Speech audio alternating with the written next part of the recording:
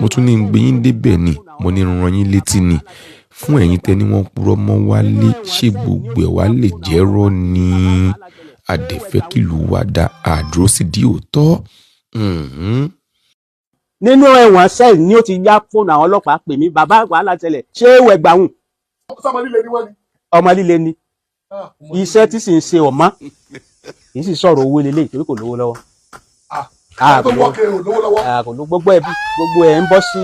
kíní ni gbogbo ọjọ́ Ọlọ́run bá lọ fẹ́ gbá nǹkan mú yìí bọ́ sí wàhálà yìí náà ni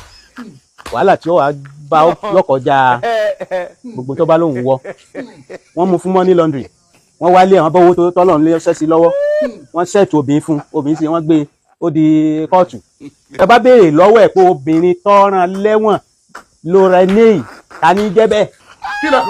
Lorraine ta ní jẹ́ bẹ́ẹ̀ nílùú Toronto Canada náà níṣẹ́ wọ́n ti ṣíṣí passport ẹ̀ already gbọ́sì ti kó gbogbo owó mo lo ti dájú owó yìí ọwọ́ ohun ìní ní lower court ọwọ́ adélé ṣé ẹ dákun àwọn owó ohun tí wọ́n sì ọmọ pẹ́ dúfọ́ náà pé kí n bá àwọn ṣe kán tún táwọn bọ́ owó táwọn ọlọ́pàá ti kó as evidence tó ti débi tó dé ìtọ́rọ̀ wa la okùn ẹ̀wọ̀n kéèsì wá wà bẹ́ẹ̀ kéréje nígbà tí ó yá o mo bá tó rí kọ́ọ̀lù rẹ o lọ́ba tó ti lọ wọ́ gàù nílùú Amẹ́ríkà ẹ̀ka tó wà ní Canada yẹn ló ti ń ṣiṣẹ́ lọ́ba tó ní wọ́n ti mú ẹ̀wọ̀n lòun tún wà o by road ló lọ sí Amẹ́ríkà bóyá ó tún naṣẹ́ kan lọ ní inde border làwọn gbé kinní thumbprinting tẹ́ ṣe thumbprinting kankan ọ̀tọ̀ ní páálí tó gbé dání ọ̀nà sí wọn kán tó stamp ẹ̀ kó tó wọlé wọn ló ṣe fingerprinting ló ṣe fingerprinting báyìí fọ́tò rẹ̀ ló wà lórí Ṣẹ́gun Adéwálé adé ò ní gbàgbé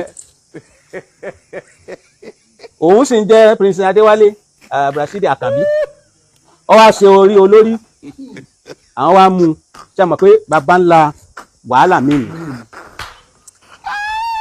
fraud of name wọ́n fi mú àṣẹ ti wọ̀lú yẹn rí tẹ́lẹ̀ tó ti lu bàgé tó fi sápò kó tó wá